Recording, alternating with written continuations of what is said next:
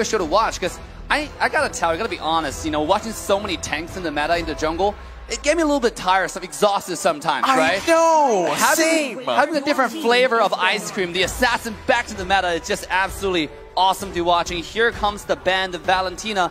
They're also going to ban away character like Lilia or even Farsa, you know, just to make sure that Clay have more room to maneuver. You know, speaking of which, if we start looking at the bans as well, I mean, Beatrix is getting banned out. So again, that direction we were talking about changing for the side of Todak really being implemented here. I mean, it's quite clear that RRQ, they are trying to limit the mid laners, the mages, like you said, Assassin Dave, as well as the Todak. Todak will opt for a Skylar ban here, limiting Skylar's option. But I do want to add that Claude, again, it needs time, right, to reach that power spike with Hilda and your opponent. Is it a fair trade, do you think?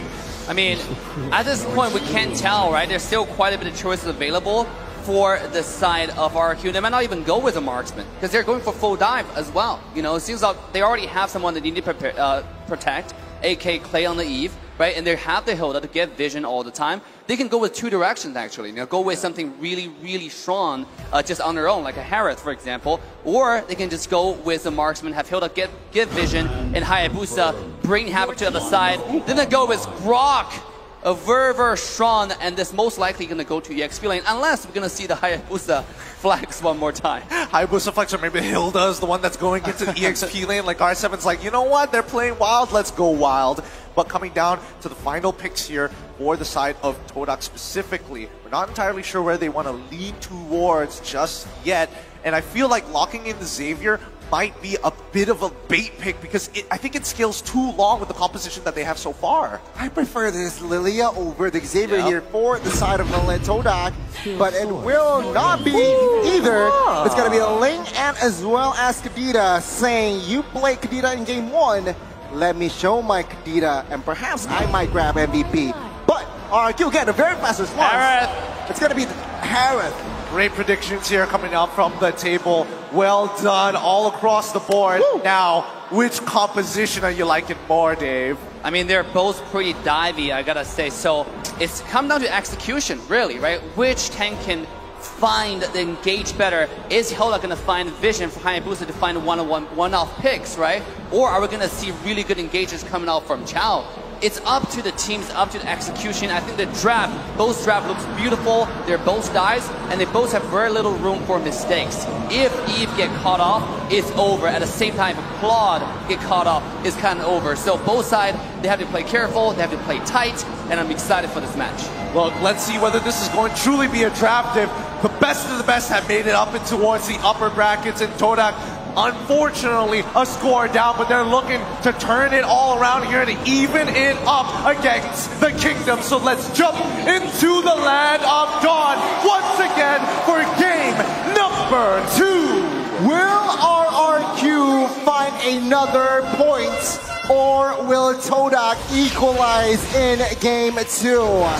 Let's see, folks, as I gotta say, hero power, it's quite even here, Assassin Dave. Mobility, power-wise, crowd control as well, but perhaps that is the department that is RRQ lacking of, crowd control.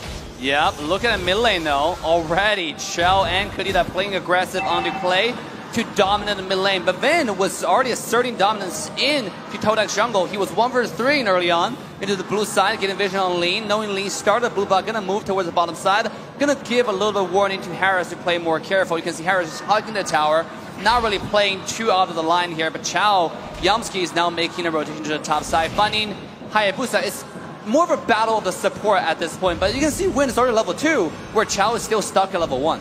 Yeah, it's a little unfortunate indeed, but let's see how these interactions are going to go, because a lot of the focus seems to be looking towards the bottom side. Harris getting attacked, and Vin himself gets on out of there. Albert hitting level 4, but doesn't want to commit just yet. Trades on both sides, no kills on either. It seems like both teams here trying to poke, trying to give out pressure, and for now, Momo needs to be very careful here. Albert is already on standby. Will he commit to this? I mean, this is a tower dive right here, right? Albert coming in. Oh, maybe he should just go for the go crab. I like what R7 is doing in lane. Because of the lane prior, he was zoning Momo away from the experience. And because of that, Win was getting so much more experience, such a huge lead against the Chao, against the corresponding opposition. And here we go, approaching the first turtle. Hilda is already on standby. Now, this could be the difference maker here, because Grok is already level 4 in comparison to Momo, who hasn't hit it just yet. Yep. So it's a wild charge compared to no Black Dragon form as of now, but Yumski going to be starting up the turtle. He knows the jungle is here. He spots out R7. Hilda immediately attacking Rival, putting him too low to even test for him. Bottom side, however, Chiku guys goes to the all-in against Skylar with a blazing duet already on Chrono Fisher. Just enough. No, it's going to be Rival who makes it there just in time to pick up that first blood and back away. Vin coming in to finish off Chiku guys, holding it off. Is he going to hold him hostage? Yes, he is. Chiku, he finally takes it back. But Vin, he doesn't. He misses. Chiku guys is able to flicker on out of there as Rival has to back away. Nobody took the turtle in that time. He has the game sense, but he just misclicked that perhaps. But yeah, I mean, Rival has no retribution earlier. He was forced, but now it seems like they are ready to set up and take this first turtle. RRQ, can they respond to this? Albert will not be able to reach there on time. Yeah, both assassins are just farming right now, but look at Vin, again, still providing a lot of vision on Chao and everybody on the map. We know Ling was doing the turtle, but here we go. One thing I do want to mention, the kick! Really good kick so far, way the drag into a perfect combo. Momo is not going to be in that fight, but Moon securing it. Moonatics out there, very happy. 2 on the board so far, and instantly Chiku guys with a blazing duet to clear the wave. Getting a good chunk onto Skylar for now, but top side already attacked. Shot Residue already keeping Momo alive for longer than he should be. RRQ have to back off. It seems like Todak in the first couple of minutes, they understand that they can go all in towards Vin. They can force and waste all resources to a roamer. Why? Because in the big picture, in the grand scheme of things, they have more crowd control. So they can perhaps more team fights to force RQ in a tough position, it seems like. So we'll see here. First 4 minutes, it's still Todak leading with a 1,000 gold lead. Absolutely. You can see Chao finding those Way of Dragons, finding those decisive engages, and that might be the difference maker. Plus, Chao and Kadita is one of the most deadly combo in the entire game. One kick, you can do 1 kill. And here we go. Let's take a look at Chiku. My God. I'm sorry, I'm just shocked. I didn't expect him to have the highest kill in M-Series. In total, 225 is very impressive, but now Vin is about to put his own statement as they dive onto the bottom side. Chiku guys with the blazing command, the OE shadow kill. The shield was not enough. He ends up going down. A successful dive coming in from RRQ, requiring 4 members to complete. He is just trying to clear the wave, but he has to pay the price as well. Rival, though, a very good rotation coming from this guy that he is able to find jungles. But anything stood out for you, Assassin Dave, from the emblems? I mean, at this point, look, RQ quickly turned table around. Even though early game Todak seemed like they had more control, they had more decisive engages, but because of the rotation and macro RQ was able to do, however, not only did they find kills, they're now having to prior onto the second turtle. Moving forward, if Haya and Harris are going to skill up, both of them are going to pose a tremendous threat to Ling and Claude. So this is looking really good for RQ. I'm surprised that we're not seeing Rival trying to contest this. He is a level ahead of Albert, but instead they let it go through. They reset those waves. Moon getting attacked. Vin continuing to harass. Chico coming in with the Battle Mirror image. He sees Clay. He knows this could be bad. And with no Battle Mirror image, it's better to just call it off as Skylar is just wrapping around and looking to proxy that wave. It seems like, again, from the items here, Claude has not reached his power spike just yet. Yep. DHS only Golden Staff is on its way, but after that, I expect Todak to be more active, to find more pickoffs. But take a look at that. Way of Dragon does not really connect. And do remember that Clay is on a flicker, not on a purify.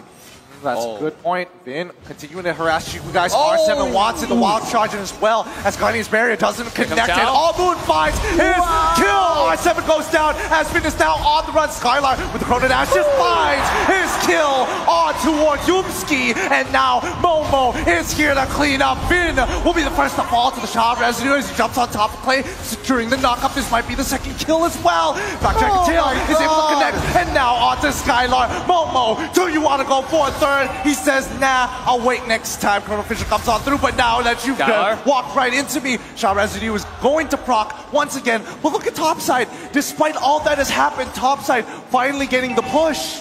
What is going on? Momo is unstoppable. RRQ, taking dominance, but R7 catches Jiku, and my goodness, it was a solo kill on towards the gold laner. That's why high and dry do not disrespect the Grok. Yeah, the physical damage Grok coming off online, and we mentioned it yesterday, how disgusting this character can be once you get the core items like the Blade of Despair, like Blade of Have to Cease. And R7 right now is popping off. He can one-shot a Claude at any time he wants, including Moon, before Moon even popped the passive.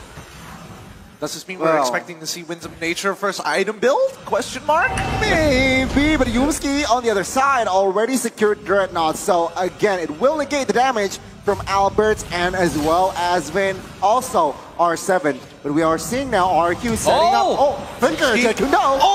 The real one manipulation comes out just in time, but Momo is now here to help. Clay is dead, and Rival is popping off. He's jumping through, but Momo continuing being the consistent source of damage. He's already found his killing spree. He finally dies to R7 at the end of the day, but the damage has been done.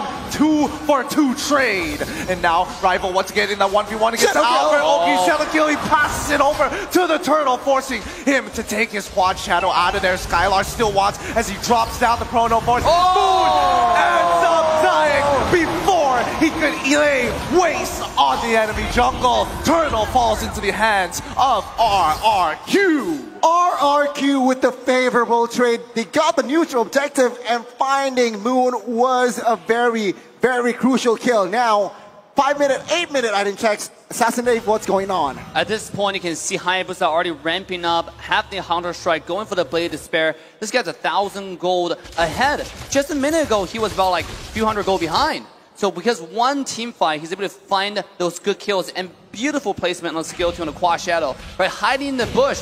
I don't think the Moon saw that coming. Here we go.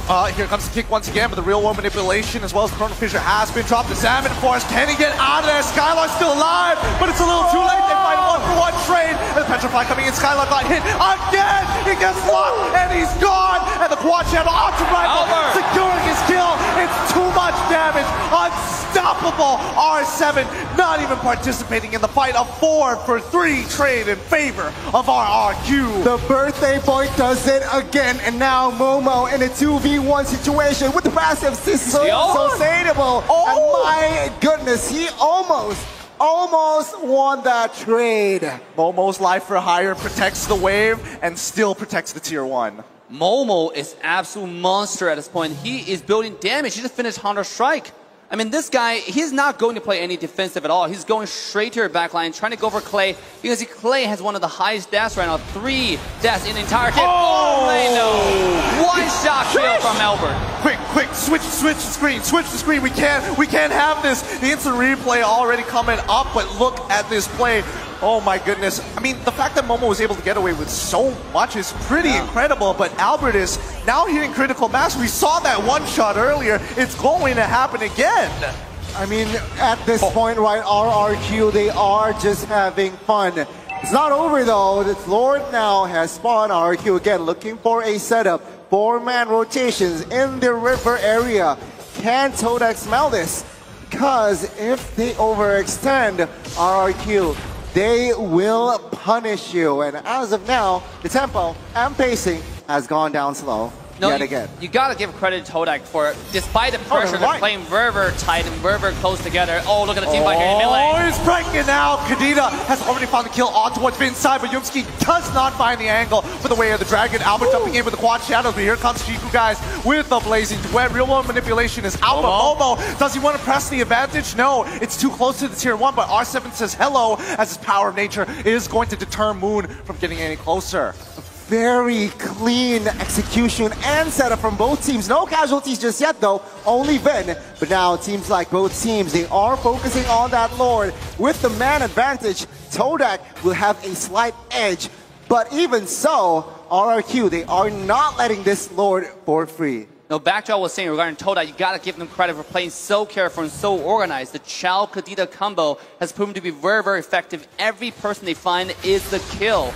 It's very, very brutal and deadly. That's including Vin, the tankiest character in the entire game right now. Even Vin have to respect this combo and play more safe at this point. I think what I'm stressing about right now is the fact that Skylar, despite getting hit by double petrifies all the time, was still managing to hold out with the Xamarin Force, and I just saw him purchase the concentrated energy. So, with this being said, let's see how this Lord situation is going to work, because the side lanes are calling into the favor of Todak. The way I see it, I mean, Yusuke, he has 3 targets, right? Either Albert, Skylar, or Clay. But please keep in mind that Skylar has Purify, so that just eliminates from 3 to 2. Albert quite hard to catch, and Clay is perhaps the only viable target for Yusuke to catch. Other than that, it's just, I guess it's not really relevant, but teamfight perhaps will go ensue now. Yeah, again, as Assassin Day mentioned, just really organized coming in from Todak. They're really not pressing or forcing this. Oh, wait, Moon, Chiku are in prime position. Could they actually find the flank here as Momo is coming in with a Black Dragon form? No. RRQ take very safe paths back into their jungle here as now they look to press. They do notice where Chiku and Moon is. The plan has been drop a rival making his way down to the bot side to get some more pressure. And that's the power of Link, right? Like when it's in a stall, when it's stalemate, Link can always go to the side and split push. But this is RQ taking advantage of this split push and starting the Lord. It's already getting low. Real One Manipulation is down. Kadita uses the rough way. Albert towards the Lord. Momo is going to initiate the fight. He's under. Oh, he didn't even proc the shot residue. He ends up dying. Albert has already got like the place to win as well. The Wind of Nature show. It's just enough to secure the kill. Rival unable to get Albert, who's already in purple buff side. Rival, can he find this kill? Yes, he can. Gets one. Uses his ultimate. Gets the knockup play. It's a double. Albert here to finish him off, but no, I'll let you live. You prove yourself worthy. The last man standing finds a double for Todak. Even though neutral objective falls in the hands of the Kings of Kings, they managed to have some slight compensation.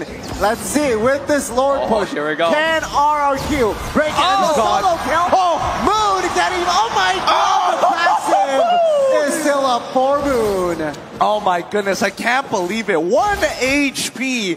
I guess that's a message to the rest of them. Is he going to do it one more time? Momo this time. He can take the damage. With Lord already pushing it down towards the bottom side, the waves are in trouble as Momo is willing to give his life up for higher. Albert now in trouble as Rival chases him down, secures him with the last crit, and a killing spree on the bottom side. Momo's still alive. Blazing Sweat already down, and that is going to be that Lord push. Todak has equalized. Take a look at the gold lead now. It's basically 0. And RRQ, they have the advantage space-wise, but economy is just a balanced game. Assassin Dave, what do you think? Just now is more of the game for the team for RRQ to lose, because I mean, the Hayabusa really played a little bit too aggressive, right? Using every single skill possible just to force out Momo's skill, Momo's ultimate, when no teammates nearby. So Ling really just take advantage of that, got him low, and forced the ultimate off, and finish off the kill. That turned everything around, because then his teammate found himself alone, easy double kill, go to the pocket of Todak.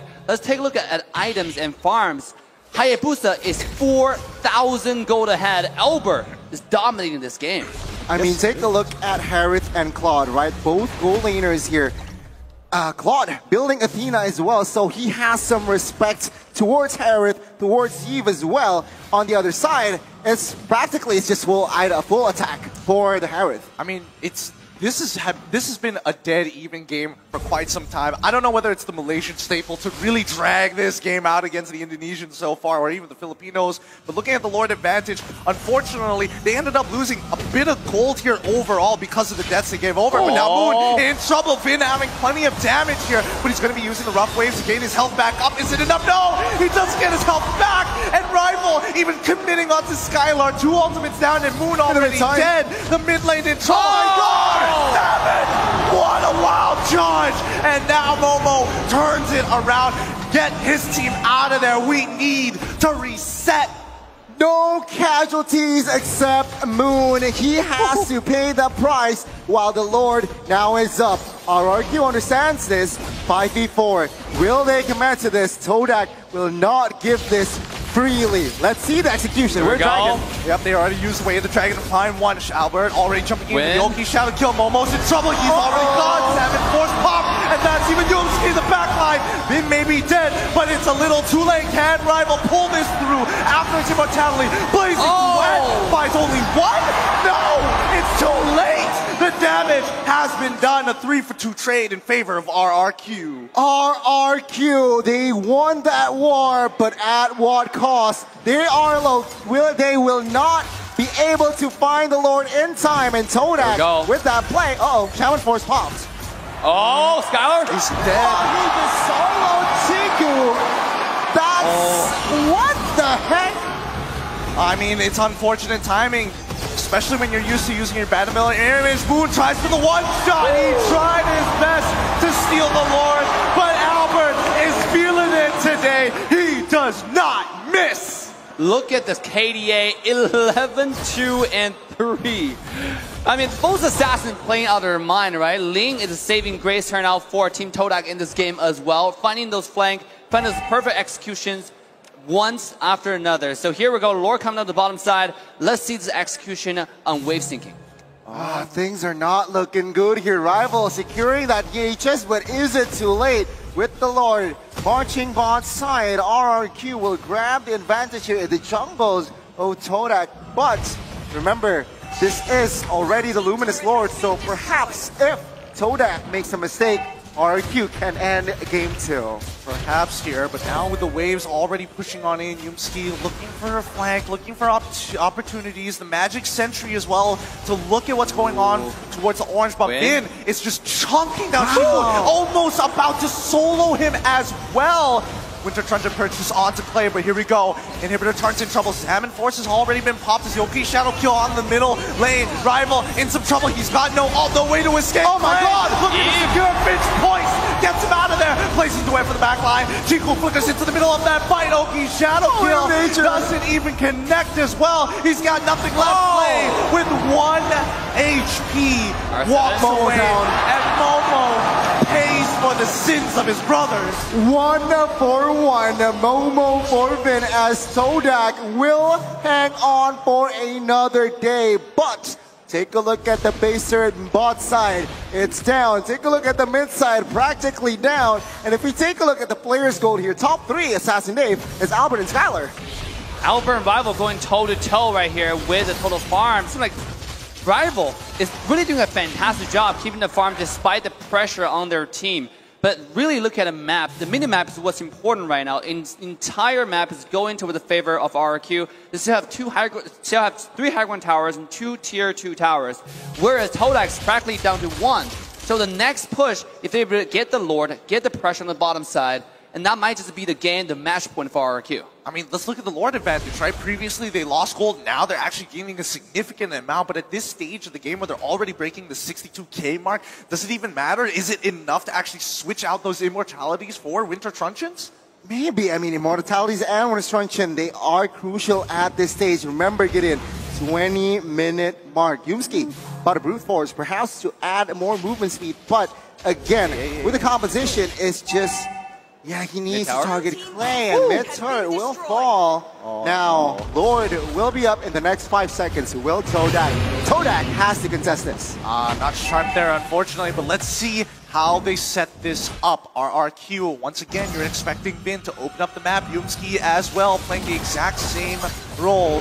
Can they contest this? R7 actually getting a good chunk onto the back line. He knows everybody's in the mid lane. So now RRQ is one confident. Yumski hitting the third hit of G-Kundo. Good knock-up for now, but that doesn't really change the game. Moon looking for the flank, looking for an opportunity, but RRQ wants to finish this in one felled swoop. So they have to play it slow. They have to think. They have to push out the mid lane as Chiku guys and Moon continue to do so. Here it's slow, but the Lord is getting lower by the second, and Momo gonna force the situation. Chiku out of the fight. Rival out of the fight, but down by bot lane. We see Todak on the run. They've lost lost one of their members, and now they have no conditions to actually contest this Lord. They're out of here, but Albert doesn't want to give this up just yet. Did he notice? Yes, he does. He sees Kadena. The rough waves already being used to get on away. Quickly, something must be done. Clay flickering forward. He wants a solo Moon all by himself, pushing him away from the Lord. Jiku now being used, and Moon is going to go down. 2-for-1 trade so far, but Momo trying his best to protect him. Yumski should be able to die, but the Blazing Duet comes out to no avail. Skylar still holding on with his Salmon Force, and that is going to be it. Another slowly but surely one more falls, trading evenly 2 for 2. Chiku's still alive. The Kings of Kings, they had shown their statement here in Game 2. With the Lord now in their hands, they are looking for an end. Todak with just 3-4 men now defending. Can they defend this one? Get in. Things are looking bleak for the Malaysians. Let's see. They're going to force the initiation again with the Salmon Force already being popped out. Blazing Duet is coming out through. He's getting chopped. Ling already with the ultimate real one manipulation. Comes late to catch on 3. Momo still with the child rescue holding on just strong enough. But the Lord is on its way, and the members are low. Skylar can't get back into this. Do they just let go? Now with 5 men, with the Lord now, let's see. 6v5, RRQ. R7? R7 in the middle of it all while their carry has just gotten out of there. Skylar's not there. Albert is going to do it by himself. Shot residue proc. But with the shit already with the quad shadows, he's out of there. Okay, shadow kill gets spreads out way too much with the wave. Nothing RRQ can do, but they've got all the inhibitor turrets, all the gold. Todak, they can breathe for another 5 minutes, it seems like. Assassin Dave, what can you read? I mean, at this point, Todak is pulling a fantastic defense, actually. Losing when proven to be the crucial element for RQ9 would end the game right there. But again, with all 3 lanes, high ground tower being taken down, the entire base of Todak's vulnerable. RQ, what it can simply do is just sink in the wave in unison, have all 3 super wave crash into the base at the same time, and try it one more time. At this point, Hilda is gonna be very tanky in the front, right? He's not really afraid of the one-shot combo coming from the Chow, coming from the Kadena anymore. And you can see everybody, let's see how many immortality we have on both sides. It seems like Rival has it on Team Todak. We also have Chow has it as well. There's 2 immortality versus 1 immortality come from RQ. This is actually pretty risky for tower dive. Yeah, I mean, what also pops out in my eyes is Grok. R7 building 2 BODs and also respecting with the magic power for Moon. He builds also that Athena. Now it's just a matter of patience here. Get in. R7. Well, I don't think anything's going to happen. I think it's too risky to die now. It's like 24 minutes. Your death timer is like almost a minute at this point. I think it's already 70 seconds. 70 seconds. Oh, boy. Oh, here we go. Lord advantage from the previous one. Only 1,000 earned, but so far with no inhibitor turrets, Todak at the disadvantage and has to continuously just do the housekeeping of these waves. Yep. The goal difference at this point is not really important. What's important is how many immortality, how many lives do you have. 1 more immortality, which are like 1 extra player. You can kind of like that. And in this case, Todak, the reason why they're doing such a good defense is because they have so much immortality coming up. And here's the last Lord.